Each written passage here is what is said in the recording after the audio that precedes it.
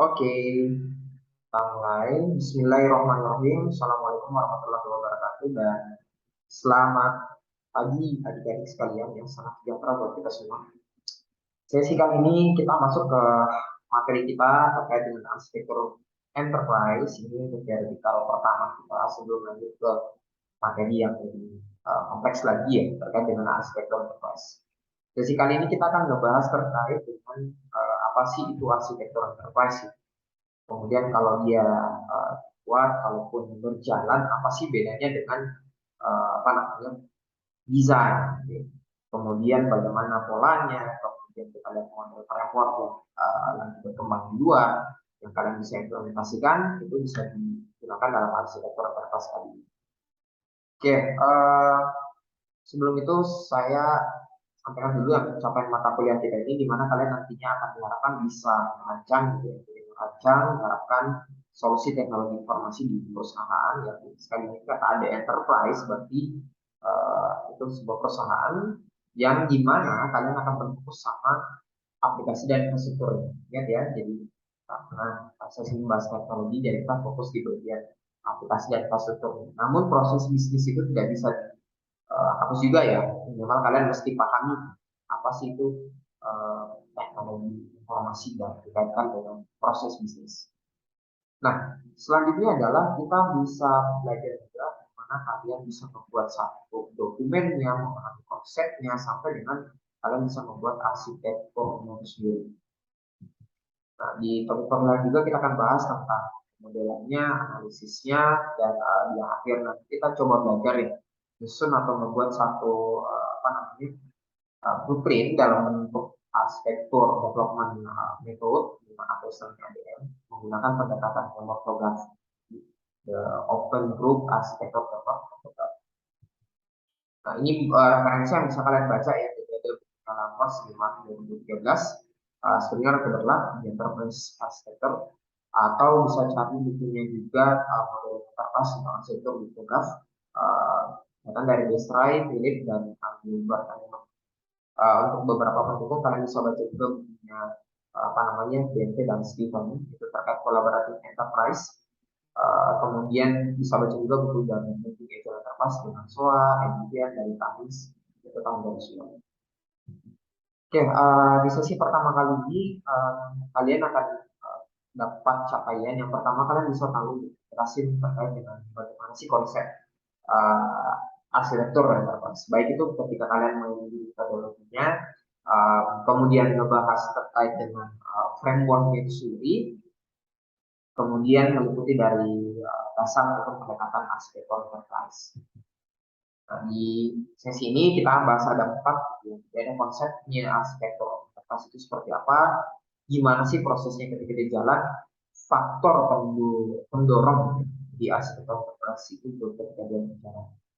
Yang keempat adalah metode atau framework arsitektur enterprise. Di sini sebenarnya ada banyak ya, ada program, ada arsitektur punya, ada EIT punya. Yang ini kembali lagi misalkan kita pakai apa.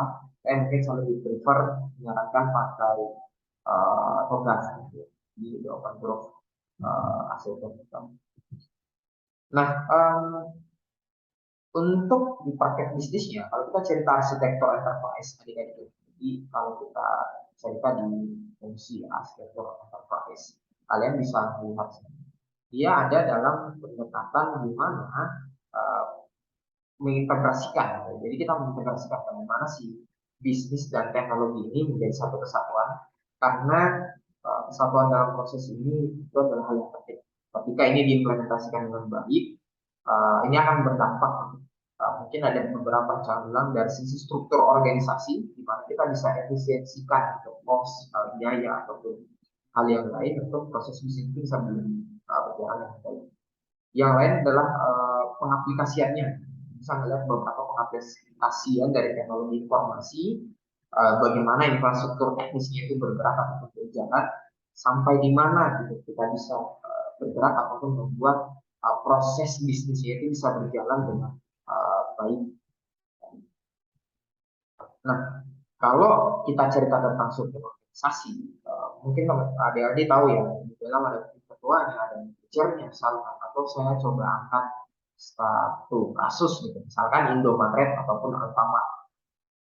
Indomaret kalau kalian perhatikan itu di atas mulai dari pimpinan, kemudian ada subdivisi yang lain, divisi yang terkait dengan supplier, misalkan divisi yang terkait dengan apa namanya eh, di bagian operasional misalkan.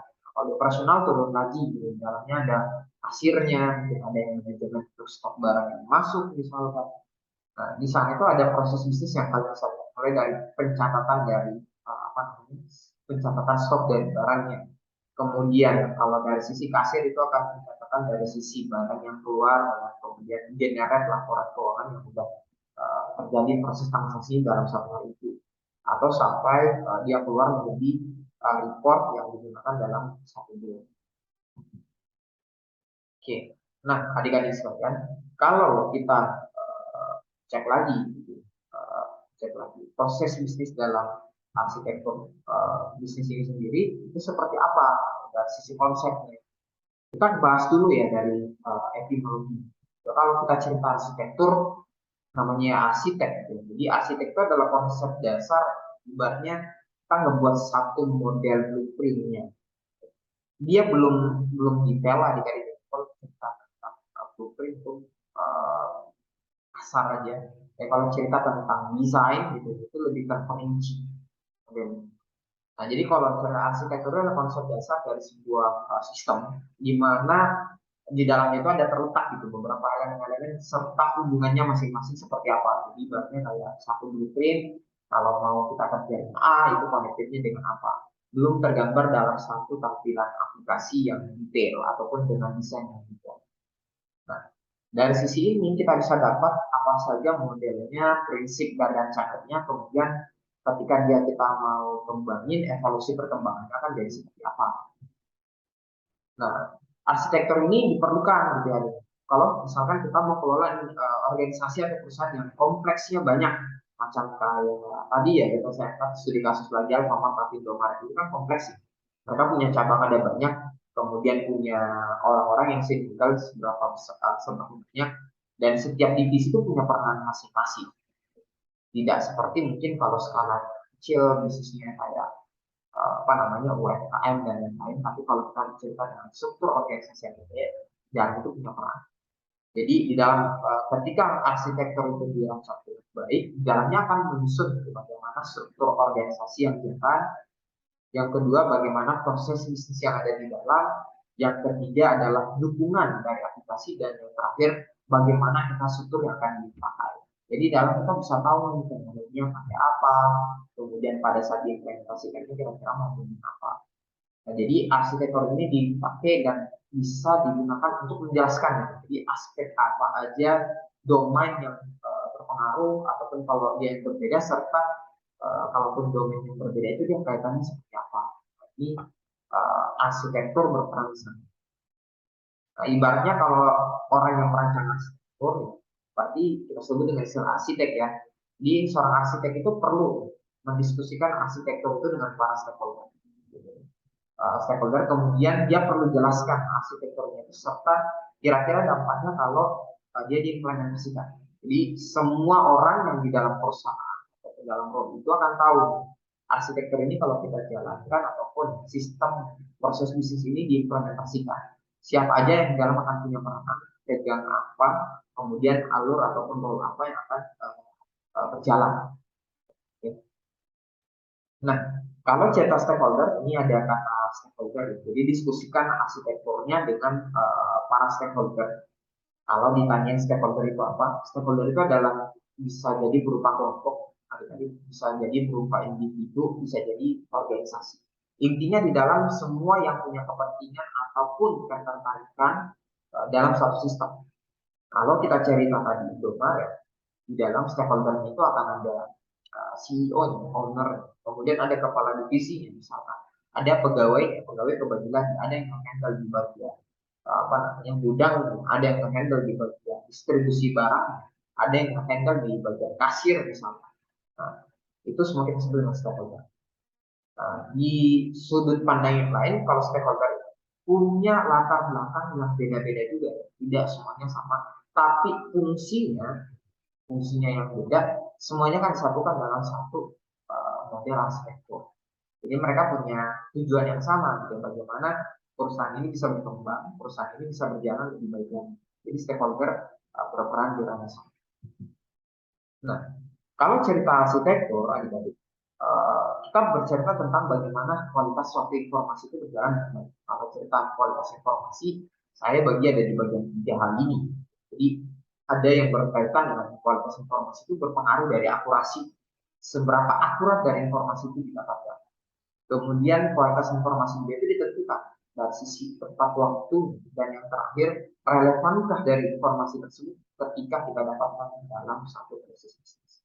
Kalau cerita akurasi akan berkaitan gitu, completeness-nya seperti apa, correctness-nya, benar atau tidak dari informasi tersebut, security-nya bagaimana tentang keamanan, apakah data tersebut itu dari berubah atau tidak.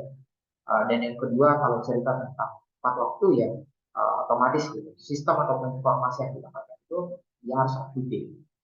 Jadi ketika nyusun arsitektur itu dia jalan ya, di dalamnya itu ada proses up to date data, di mana relevansi itu berpengaruhnya. Relevansi untuk di sisi usefulness-nya dia berkaitan dengan bagaimana gitu. Relevansi ini dia berguna dari sisi sistem atau tidaknya. Gitu. Kemudian kalau kita bahas lebih lanjut gitu, sudut pandang enterprise itu bisa bilang. Nah, sudut pandang enterprise itu dilihat dari mana? Kalau cerita tentang enterprise, dia secara keseluruhan itu sebuah sistem. Jadi masing-masing departemen itu punya satu sistem. Ibaratnya kalau kita cerita Alfamart, gitu, Alfamart, di dalam itu kan ada subsistem terkait dengan bagaimana aplikasi posnya. Jadi point of sales, jadi mencatat bagaimana barang itu keluar. Jadi proses bisnisnya barang datang, kemudian di QR code gitu, di scanning QR code-nya keluar harga barangnya berapa. Itu satu subsistem point of sales. Satu subsistem lagi itu berkaitan dengan distribusi. Jadi bagaimana barang yang ada di gudang itu dibawa sampai ke lokasi toko, proses alurnya seperti apa, SOP seperti apa, itu satu subsistem. Kemudian kalau kita bercerita dengan di gudang itu berarti berkaitan dengan bagaimana manajemen barangnya, bagaimana manajemen dari sisi vendor yang mengirim produk yang masuk ke dalam gudang, kemudian transit untuk distribusi nanti. Jadi enterprise itu secara keseluruhan dia ibaratnya kayak satu subsistem. Nanti berarti satu perusahaan punya goal yang sama, aspeknya itu dikelola secara terpusat dan bisa digunakan untuk setiap departemen. Jadi setiap departemen itu bisa bergerak apapun jam. Dan satu model transparansi informasinya itu bisa kita tahu apa saja yang dikerjakan oleh departemen lain. Bagaimana dia saling keterkaitan pekerjaannya. Nah ini akan didetailkan nanti dalam satu bentuk administratif. Kalau kemarin saya sudah perlihatkan satu dokumen contoh SRS dan lain-lain. Tapi lebih detail lagi mungkin teman-teman bisa perhatikan dalam program. Nah, untuk arsitektur itu erat kaitannya dengan bagaimana teman-teman itu merencanakan. Jadi bagaimana kan kalian merencanakan satu sistem informasi atau teknologi informasi yang dipakai. Jadi setiap enterprise itu pasti perlu itu sistem informasi atau teknologi informasi yang baik untuk membantu kelancaran proses bisnis. Jadi ibaratnya satu perusahaan tadi, gitu, macam Indomaret ataupun Alfamart, mereka harus punya model sistem di mana mereka bisa pantau atau stoknya udah mau habis gitu. Jadi nggak perlu lagi setiap orang mengecek satu-satu dari barangnya. Mereka bisa dapat warning system atau warning system peringatan dini untuk penambahan stok baru kalau stoknya itu kurang. Dari mana? Dari monitoring yang ada di sistem. Nah, enterprise juga membutuhkan perencanaan sistem ataupun teknologi informasi yang sifatnya komprehensif. Jadi datanya itu menyeluruh. Bahasnya tidak hanya satu subsistem tapi dia menyeluruh dan semuanya itu terintegrasi. Nah, yang jeleknya terjadi biasa kalau kita membangun satu sistem ataupun bercerita enterprise ya, jadi satu perusahaan yang gede, di dalamnya tidak saling terkoneksi. Jadi beda antara yang kerjain aplikasi keuangannya, beda antara yang kerjain aplikasi untuk di gudangnya, beda yang kerjain aplikasi untuk di bagian untuk point of sales atau di penjualan. Nah, ketika mau ngecek dari satu sistem ke sistem lain ini tidak terintegrasi. Ini yang saya bilang terjadi kotak-kotak gitu. Jadi kotak dalam satu sistem itu terpisah-pisah, nggak saling terhubung. Nah, kalau di sini yang sulit nanti siapa? Yang sulit itu adalah manajer-manajer yang ada di bagian atas untuk pengambilan keputusan, karena informasi yang penting ataupun informasi yang real time tadi, kita bahas dia ada real time connectedness, itu nggak langsung bisa diperoleh sama si manajer. Jadi perlu mereka pelajari secara manual, sedangkan kita butuh keputusan ataupun kecepatan yang cepat untuk diproses bisnis. Nah, ini ibaratnya saya bilang sistem informasi yang berkotak-kotak. Jadi kalian bisa lihat satu sistem, jadi ini sistem A, dia connect dengan satu database A. Sistem yang B ini terkonek dengan database yang ketiga. Kemudian sistem yang C itu connect juga ke dalam sistem yang ada di sistem yang C. Namun kita bisa perhatikan ketiga-tiganya tidak saling terhubung, karena koordinatifnya pun dalam satu database yang terpisah. Kemudian penghubungan ini tidak ada jalur ataupun kalau kita istilahnya kata API yang bridging antara satu sistem ke sistem yang lain itu tidak ada. Nah, kalau kita perhatikan lagi, apakah ini sistem yang baik? Saya jawabannya tidak, karena di tiga sistem ini sendiri saja itu sudah terpisah dan tidak saling bertukar. Nah, traditional information system itu terkadang bisa dilihat seperti ini. Jadi, misalkan kita nurunin satu proses bisnis, jadi bisnis function.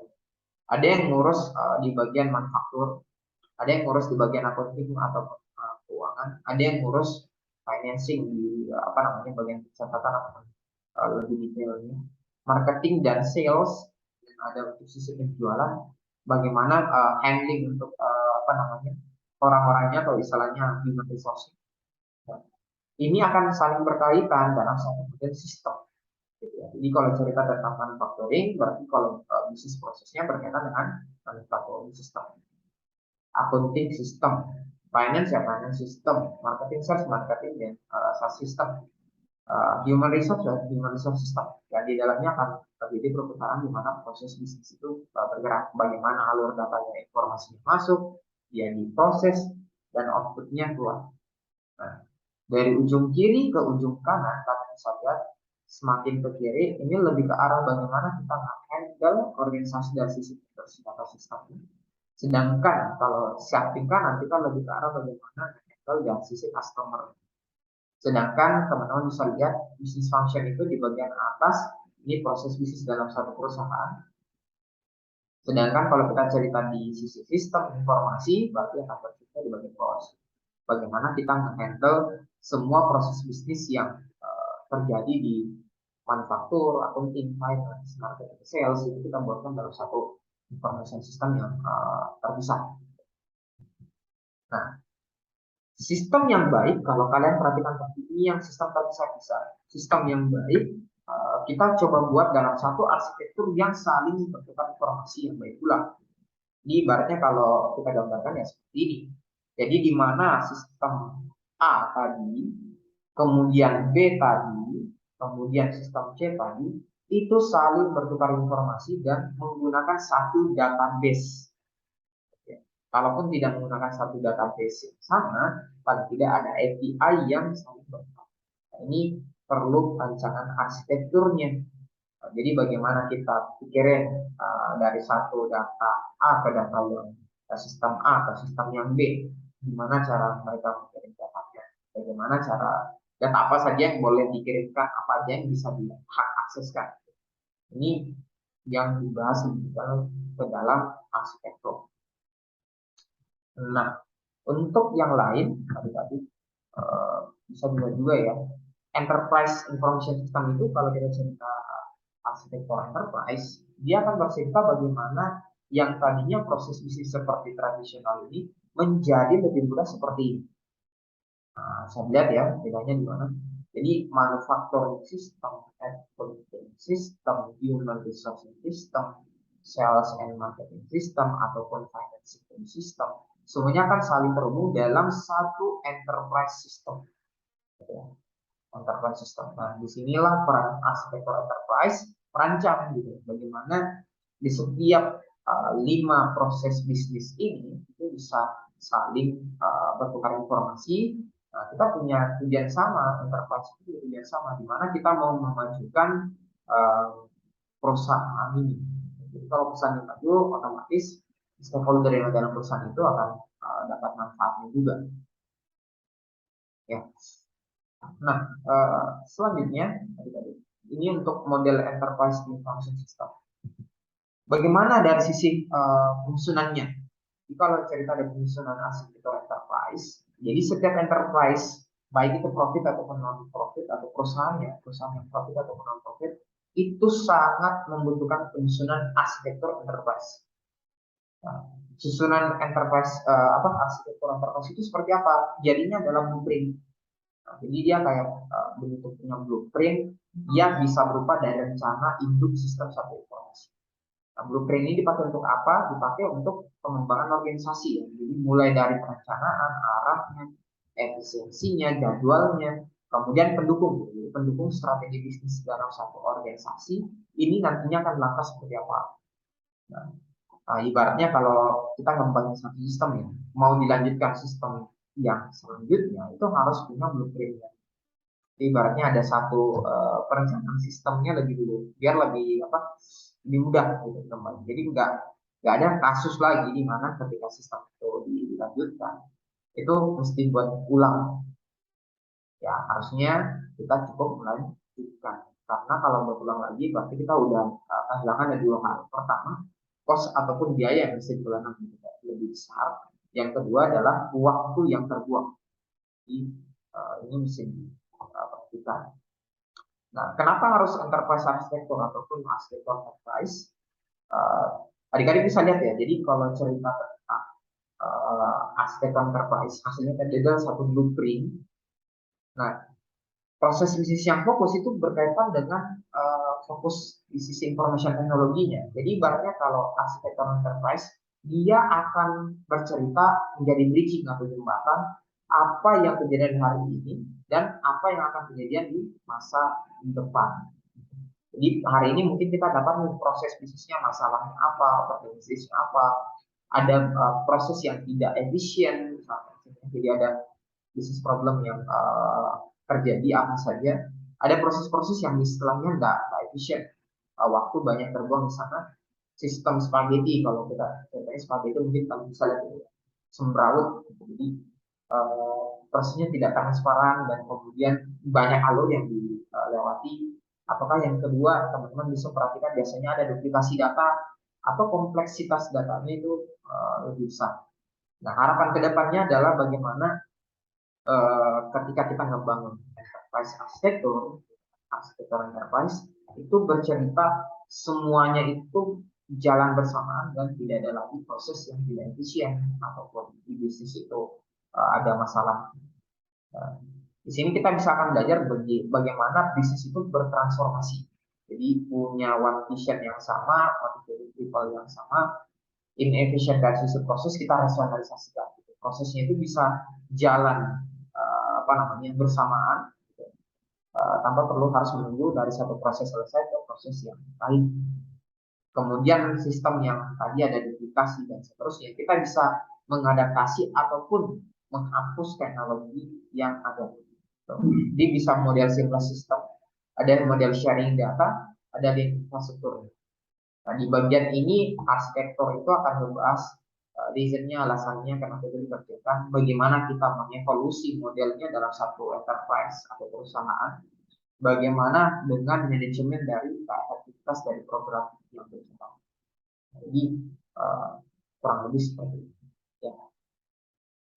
Nah, untuk enterprise arsitektur enterprise ini ada model dalam satu sisi perancangan. Jadi model perancangan. Di alurnya kita nge-set dulu bagaimana arsitektur bisnisnya. Jadi kalau cerita tentang arsitektur enterprise, jadi kan itu terbagi 4 ya. Pertama, bisnis arsitektur. Yang kedua, kita bercerita tentang bercerita tentang data arsitektur. Kemudian yang ketiga, kita bercerita tentang aplikasi arsitektur. Kemudian yang keempat, kita bercerita tentang arsitektur. Ya, jadi teknologi arsitek. Dan keempat-empat ini nantinya akan melahirkan satu namanya blueprint arsitektur. Atau dengan kata lain, mungkin ke depan nanti ada dapat istilah master plan, itu sama aja. Jadi blueprint arsitektur atau master plan, isinya di dalam itu akan membuat rincian bisnis atau alur proses dalam satu organisasi. Bagaimana informasinya didapat, kemudian dia diolah, menggunakan aplikasi seperti apa, kemudian teknologi apa yang akan digunakan dari enterprise pada saat ini yang nantinya akan connected dengan perkembangan di masa depan. Jadi kalau bercerita arsitektur enterprise ada di 4 ini, gitu ya.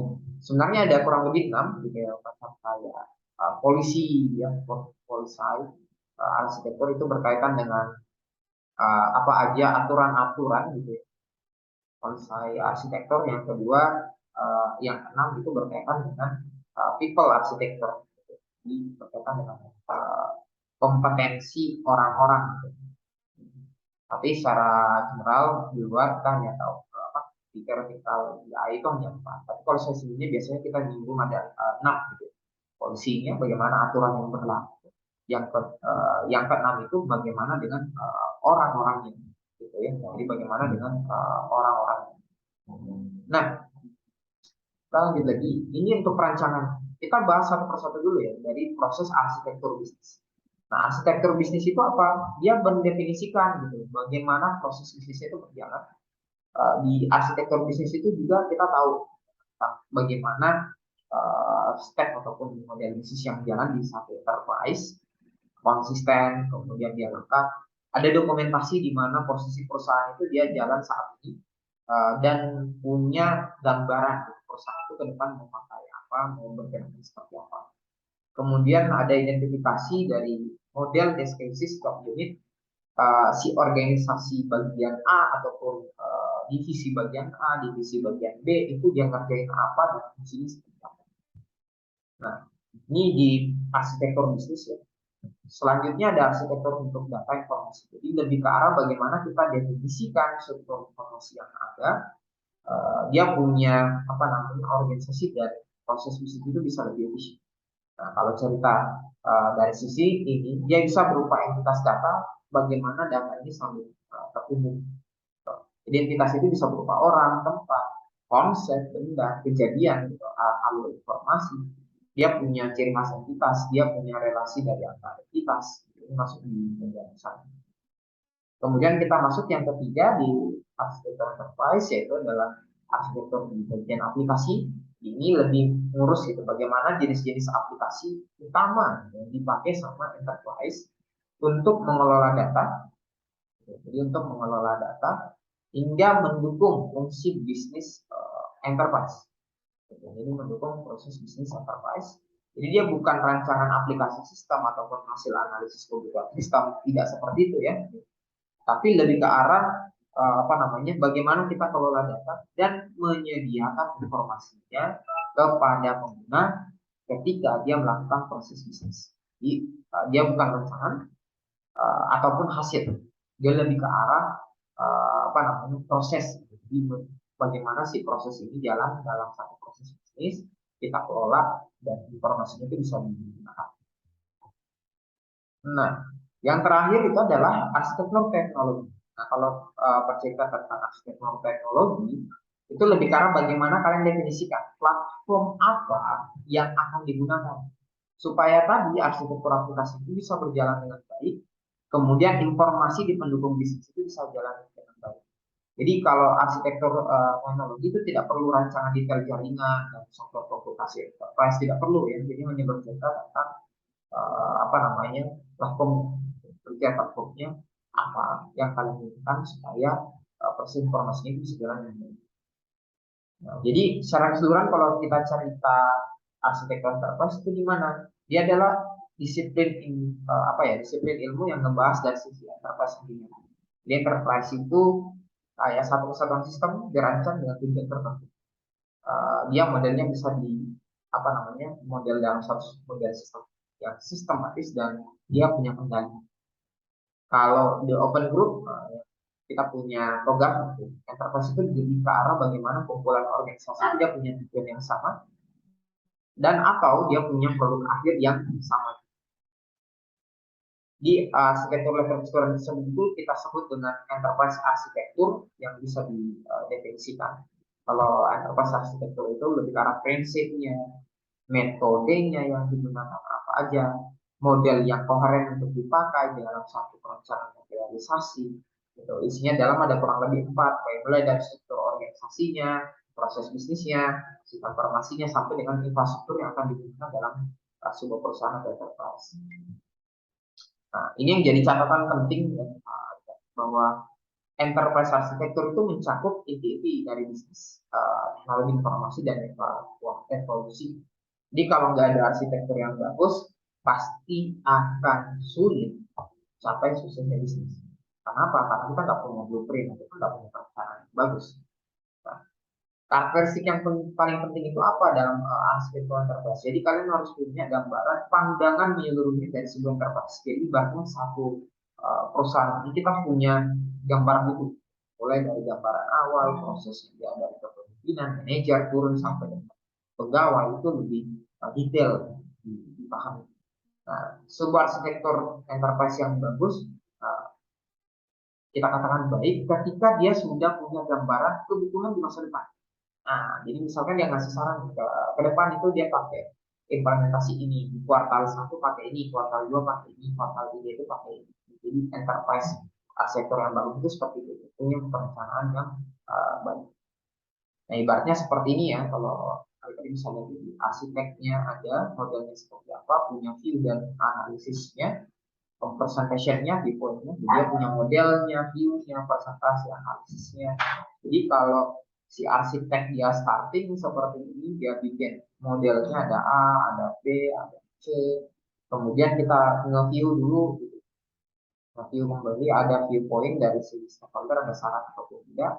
Setelah itu kita coba presentasi solusinya, nanti dapat input dan output lagi. Setelah itu kita masuk di hasil analisis. Jadi sekarang bagaimana ketika nanti diimplementasikan apa pro dan kontra. Selanjutnya kita masuk di proses arsitektur enterprise. Proses arsitektur enterprise, kalau cerita kata arsitektur, dia adalah proses sekaligus produk. Jadi kalau ditanya produk, blueprint dan arsitektur itu apa, dia lebih ke arah bagaimana kita memandu si manajer atau perencana bisnis atau sistem developer dan ya membangun aplikasi agar tetap dia sejalan dengan tujuan ataupun kebijakannya bisnis. Jadi ibaratnya aplikasi yang dikembangkan di enterprise itu sesuai, tidak lagi berdasarkan hanya sejarah bahwa aplikasi itu ada. Dampaknya ada pada sisi proses ya, kita punya kewaspadaan dan stakeholder karena stakeholder itu bisa lebih memahami lebih detail lagi alur proses yang ada dalam satu bisnis. Nah, proses dari arsitektur itu kurang lebih dibagi empat, dibagi. Mungkin pertama ngecek dulu ngebuat terkait dengan ide arsitektur, mau buat apa. Mungkin bisa pakai pendekatan mapping, whiteboard, untuk PowerPoint dari nyusun idenya. Dari sana kita coba rancang model idenya dalam mungkin pendekatan analisis, formal models, lalu kita gunakan gitu. Setelah dirancang, jadi kita coba gunakan. Nah, ini mesti ada visualisasi gitu di setiap stakeholder. Jadi setiap stakeholder itu tahu rancangannya kayak gimana, penggunaannya seperti apa. Kemudian yang terakhir itu kita mau kelola. Jadi setelah digunakan ada link dengan implementation-nya. Kemudian kita perlu kelola, kalau dikelola yang berkaitan pasti dengan maintenance dan version control. Jadi bisa jadi pada saat sistem yang sudah dibuat, diimplementasikan dari hasil arsitektur enterprise yang sudah ada, dikelola, perlu dijaga gitu supaya dia nggak pernah masalah dengan sistem. Jadi masuk di maintenance. Atau misalkan ada penambahan fitur yang baru, sini kita masuk di istilahnya version control. Mungkin kalian pernah dengar kata istilah software versi alpha, gitu, beta dan seterusnya, atau 1.0, 1.1 dan seterusnya. Mereka punya list apa aja yang lagi proses di updating. Jadi list apa aja yang lagi di updating dan bisa. Nah, Selain itu, adik-adik bisa dilihat juga proses yang terjadi di dalam sistemnya kita, dalam satu sistemnya kita, itu bisa kelihatan juga ketika kalian punya proses arsitektur yang matang. Jadi kalau punya arsitektur yang matang, sangat enak untuk melanjutkan perkembangan di satu sistem. Nah, proses di arsitektur itu meliputi ada beberapa hal ya. Jadi, pertama dia punya langkah-langkah di awal. Jadi punya di awal apa, kemudian dia punya tahapan rancangannya bagaimana, nanti pada saat diimplementasikan seperti apa. Nah, dalam suatu proses arsitektur pasti ada komunikasi ya, yang jelas antara stakeholder. Jadi misalkan antara manajer di distribusi itu harus connect dengan manajer yang ada di toko. Kalau cerita Indomaret. Kemudian di stok ya, stok untuk di toko atau di gudang toko itu harus connect dengan apa namanya di point of sales-nya tadi. Jadi sisa berapa sih stok yang ada sebelum masuk ke dalam apa namanya point of sales. Jadi ketika dikurangin point of sales mungkin akan kasih tahu. Jadi ada istilahnya manajemen stok. Nah, yang lain apa aja sih faktor pendorong dari sisi arsitektur enterprise? Kalau bercerita faktor pendorongnya, saya bagi ada beberapa hal. Yang pertama adalah faktor internal, dan yang kedua ada namanya faktor eksternal. Jadi kalau bercerita di sisi penyelesaian bisnis di arsitektur enterprise, penyelesaian bisnis itu ibaratnya dianggap sebagai suatu instrumen yang penting. Kenapa? Karena kita mau susun kembali biar organisasinya itu dia efektif. Gitu. Kalau menurut bukunya strategi kalian model dan yang saya rekaman, kalau bisa coba baca juga. Nah, model penyesuaian strategis ini dia akan bedakan gitu. Jadi aspek strategi bisnis dan infrastruktur itu bisa jalan dengan baik kalau apa namanya dia udah disesuaikan. Gitu.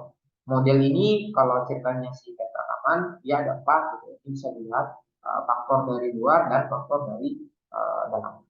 Ya kalau faktor dari dalam dari sisi bisnis kita bisa bercerita bagaimana infrastruktur organisasinya, bagaimana proses alur dari satu stakeholder ke stakeholder yang lain. Kemudian manfaatkan strategi infrastruktur informasi teknologi yang ada apa aja, misalkan gunain call atau gunain fisiknya untuk saling bertukar informasi. Nah kalau bercerita di faktor eksternal ya kalian mesti unsur bagaimana proses bisnis strateginya itu biar lebih efisien. Kemudian bagaimana memanfaatkan strategi information technology itu biar lebih bagus gitu ya, dan lebih efektif. Jadi faktor yang dari eksternal ke internal ini pun itu akan didukung gitu ketika dia jalan bersama. Nah, untuk di sisi ini faktor internal ya perusahaan bisnis. Kemudian arsitektur enterprise itu diposisikan juga bagaimana konteks dari pengelolaan dari perusahaan itu sendiri ataupun pengelolaan enterprise. Jadi punya misi, ada visi di dalamnya, kemudian ada strategi, tujuan translationnya apa. Jadi kalau cerita misi ya, misi enterprise itu kenapa harus ada, apa aja yang jadi goal ataupun model tujuannya. Misi ibaratnya adalah visi adalah gambaran masa depan dari satu perusahaan gitu. Dia punya ada harapan yang akan mau di-achieve. Misi cara-cara untuk achieve si visinya. Kemudian strategi yang jalan itu lebih ke arah bagaimana kita menempuh. Jadi menempuh enterprise-nya dia bisa dapat tujuan gitu. Ini is the goals to be. Jadi kalau mau satu goals yang baik kita harus mengerjain apa. Nah, tujuan ini ditranslasi biar kita tahu apa aja domain ataupun aspek arsitektur yang berpengaruh, culture ataupun leadership-nya, kemudian orang-orangnya, produk ataupun proses di dalam masing-masing ini, people, IT, dan lain berkaitan dengan operasional, action, goals-nya, strategi, vision, dan yang terakhir adalah action. Nah, untuk mulai di sisi enterprise, kita punya tugas ya, bagaimana menyediakan gitu, sudut pandang holistik. Jadi ibaratnya kayak kita kasih gambaran ke orang ke depan itu kalau pakai ini bagusnya akan seperti ini. Ke depan kalau pakai ini manfaatnya itu akan ini. Jadi dia punya gambaran kenapa kita ngarahin orang itu masuk ke dalam enterprise arsitektur. Nah, arsitektur itu dipandang dia sebagai bagian yang hard ataupun bagian yang sulit dari perusahaan. Kenapa? Karena harus punya sense untuk ke depan itu biar membantu si enterprise ataupun perusahaan itu bisa lebih maju.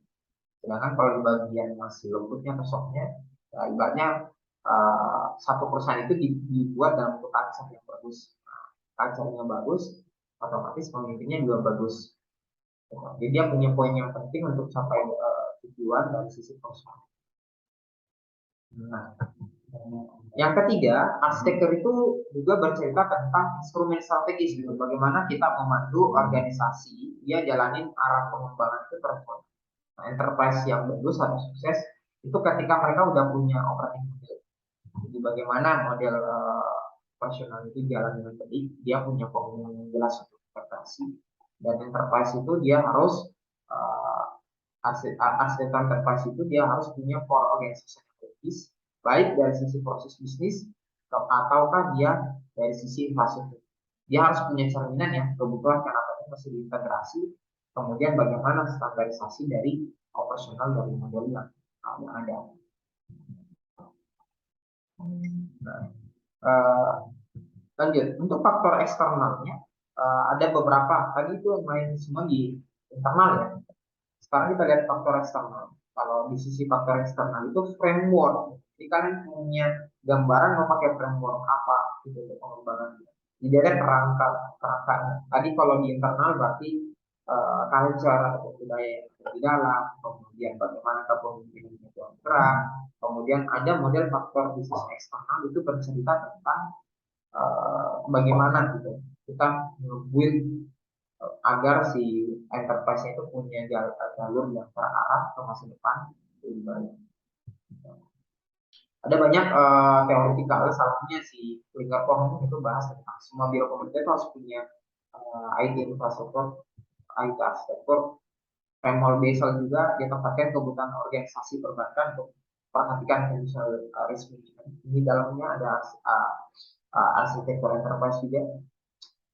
Kemudian kalau dari Sarbanes of the Act tahun 2022 dia dorong bagaimana perusahaan itu punya good praktek corporate governance, jadi dia buat eksekutif itu punya tanggung jawab masing-masing gitu, secara personal, jadi nggak akan campur tangan dari sisi pemerintahan.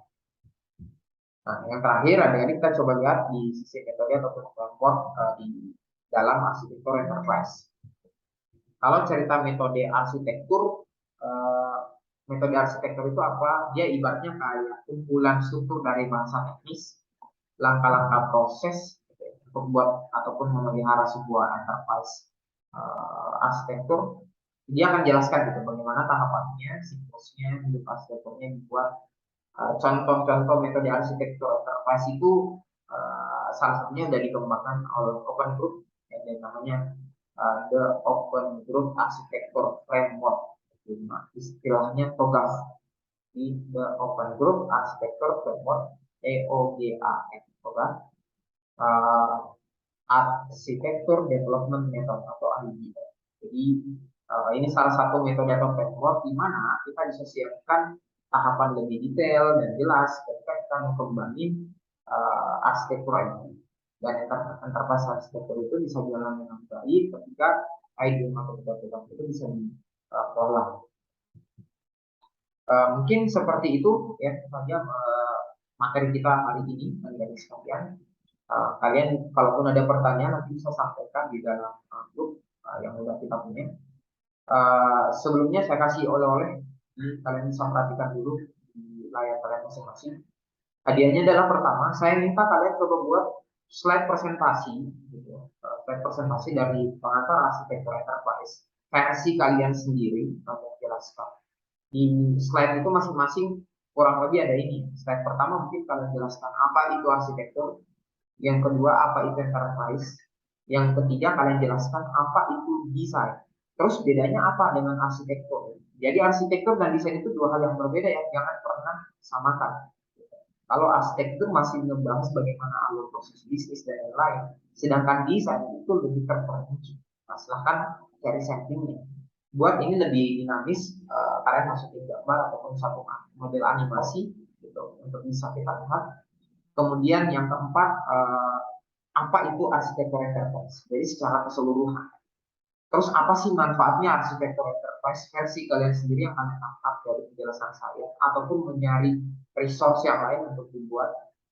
Yang keenam adalah bagaimana pendekatan untuk pembuatan arsitektur enterprise-nya. Terus prosesnya apa aja. Silahkan kalian buat slide-nya. Jangan lupa masukkan dalam slide pertama itu nama kalian dengan nomor induk mahasiswa kalian. Yang selanjutnya adalah setelah kalian buat slide-nya, kalian silahkan jelaskan. Bikin dalam bentuk video. Bikin dalam satu bentuk video. Jelaskan ke saya.